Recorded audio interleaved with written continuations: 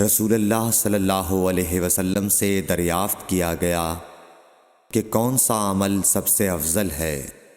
فرمایا اللہ اور اس کے رسول پر ایمان لانا۔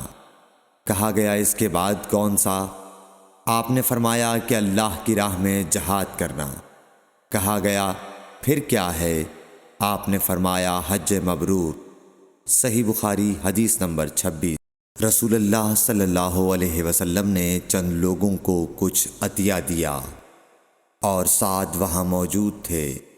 وہ کہتے ہیں کہ رسول اللہ صلی اللہ علیہ وسلم نے ان میں سے ایک شخص کو کچھ نہ دیا، حالانکہ وہ ان میں مجھے سب سے زیادہ پسند تھا۔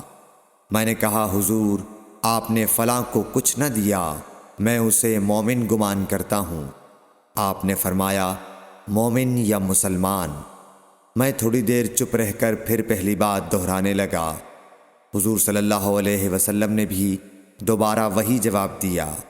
پھر آپ نے فرمایا کہ اے سعد، باوجود یہ کہ ایک شخص مجھے زیادہ عزیز ہے، پھر بھی میں اسے نظر انداز کر کے کسی اور دوسرے کو اس خوف کی وجہ سے یہ مال دیتا ہوں کہ وہ اپنی کمزوری کی وجہ سے اسلام سے پھر جائے اور اللہ اسے آگ میں اوندھا ڈال دے۔